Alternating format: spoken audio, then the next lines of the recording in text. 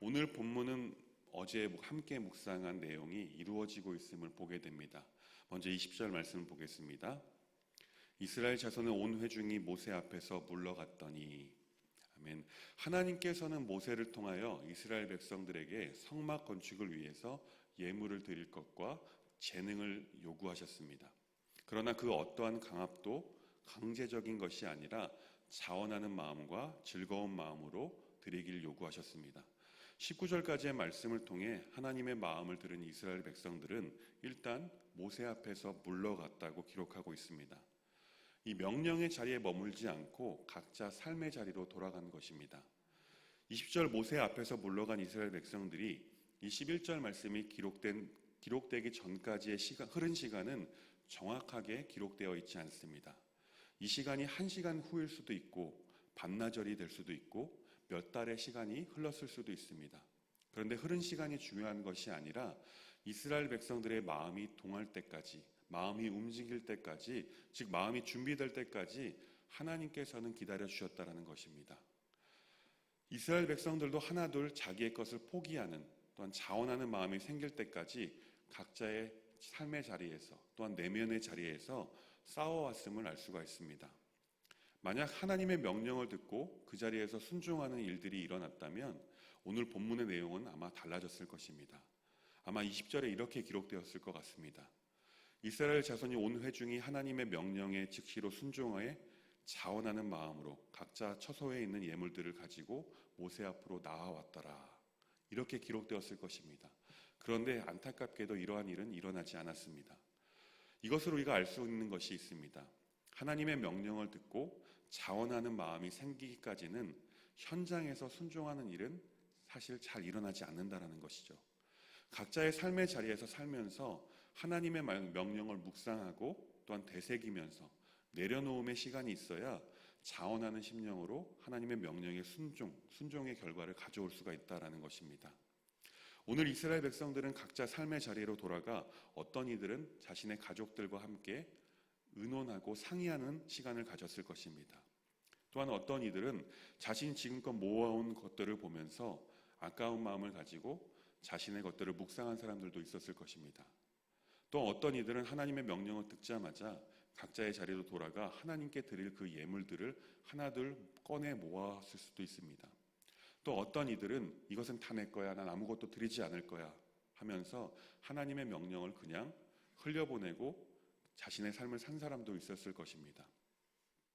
21절부터 마음에 감동된 모든 자와 자원하는 모든 자가 하나님 앞에 예물을 드렸다라고 기록하고 있습니다.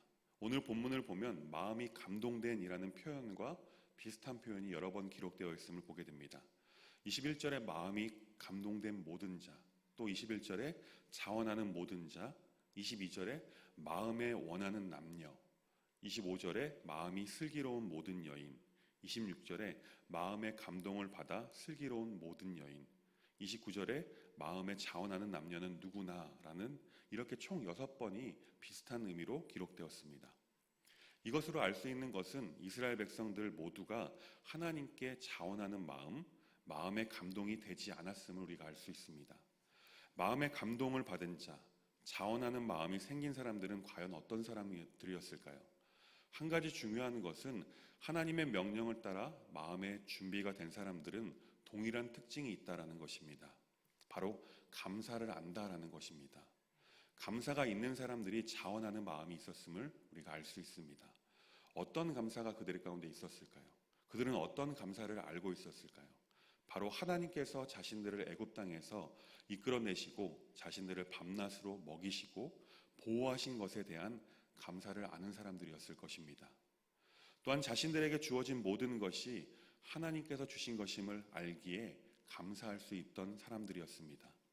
결국 감사가 있는 이스라엘 백성들이 마음의 감동이 되어서 자원하는 마음으로 성막 건축에 필요한 예물들을 하나님께 감사히 드릴 수 있었던 것입니다. 이스라엘 백성들이 하나님 앞에서 드린 것들은 크게 두 가지로 우리가 볼 수 있습니다. 첫째는 물질을 드린 것이고 둘째는 자신의 달란트, 재능을 드린 것입니다. 그들이 드린 물질을 살펴보면 남녀를 불문하고 귀중품을 가지고 나왔다라고 기록하고 있습니다. 또한 그들 중에는 성막 덮개를 위해 값비싼 동물의 가죽들을 드린 이들도 있었습니다. 제사장의 예복을 위해서 실이나 성막을 세우기 위한 목재들을 바치는 이들도 있었습니다. 그들은 사실 얼마 전까지 금송아지 우상을 만들기 위해 금을 모았던 사람들이었습니다. 그런데 이제는 하나님을 기쁘시게 하는 일에 자신들의 소유를 아낌없이 드리고 있는 것입니다. 사람은 자신들이 생각할 때 중요하다고 생각하는 것이 있으면 자신들의 물질을 사용하게 됩니다. 예수님께서는 이것을 말씀하시면서 마태복음 6장에 이렇게 말씀하셨습니다. 재물 있는 모든 곳에 마음이 있다라고 말입니다. 이 물질을 가지고 금송아지를 만드는 일에 사용하였습니다. 그리고 하나님의 성막을 짓는데 오늘은 사용하고 있음을 보게 됩니다.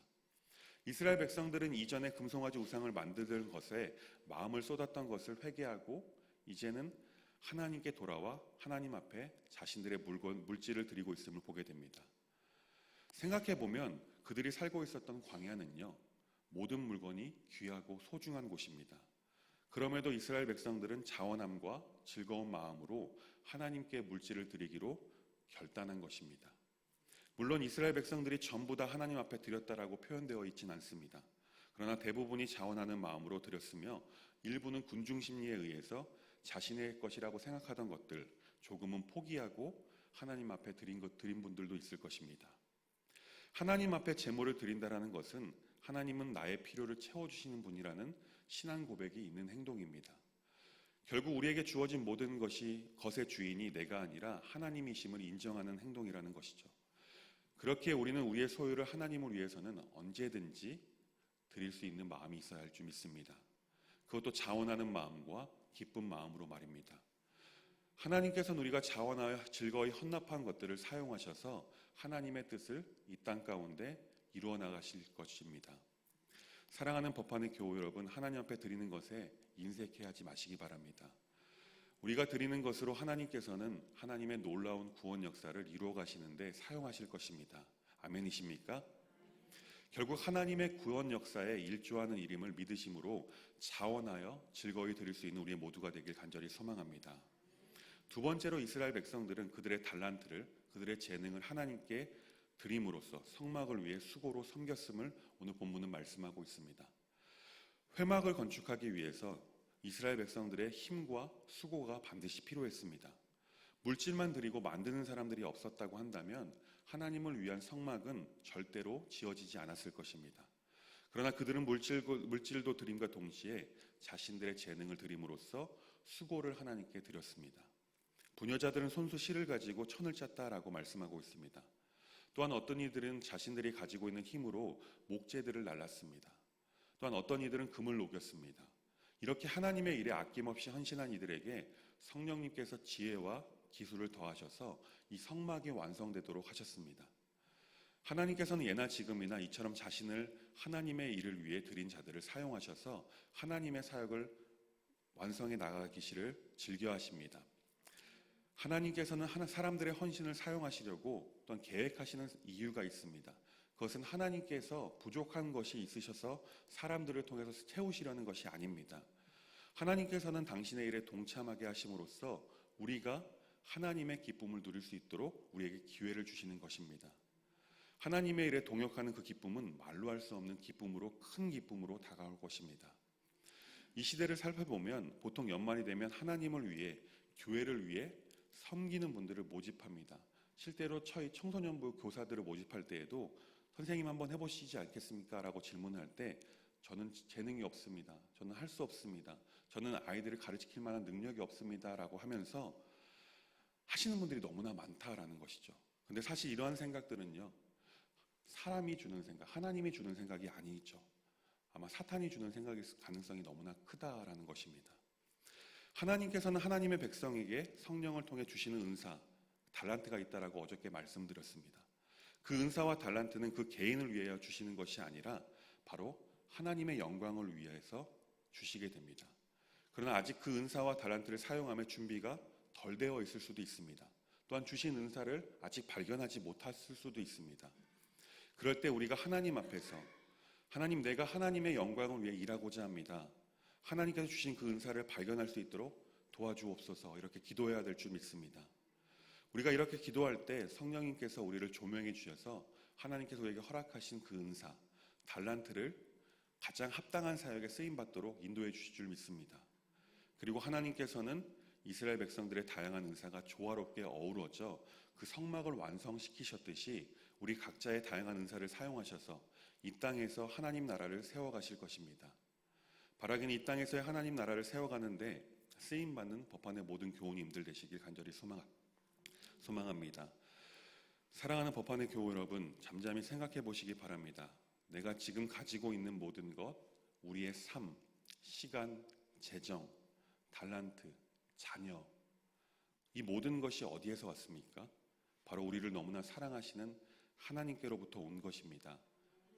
우리의 삶과 시간은요, 오늘이라는 시간을 선물로 주셔서 호흡하게 하심으로 누릴 수 있는 하나님의 놀라운 선물입니다. 재정은 하나님께서 우리가 이 땅에서 살아갈 수 있도록 도우시고 하나님의 영광을 위해서 사용하도록 주신 선물입니다. 우리에게 재능이 있습니까? 달란트가 있습니까? 그것은 하나님을 섬기고 교회를 섬김과 동시에 이 땅에서의 삶을 살 수 있도록 우리에게 주신 성령의 은사, 즉 선물입니다. 또 자녀가 있으십니까? 자녀는 이 땅에서 하나님의 마음을 조금이라도 느낄 수 있도록 허락하신 선물임을 믿으시기 바랍니다. 이처럼 모든 것이 하나님의 은혜로 주어지는 선물임을 믿으시기 바랍니다. 그렇게 우리는 물질과 수고를 들여서 하나님의 일에 헌신하는 것, 또한 교회를 위해 헌신하는 것이 당연한 우리의 의무임을 믿으시기 바랍니다. 그래서 우리 공동체, 교회에는 우리의 물질과 봉사를 필요로 하는 많은 사역들이 있음을 보게 됩니다.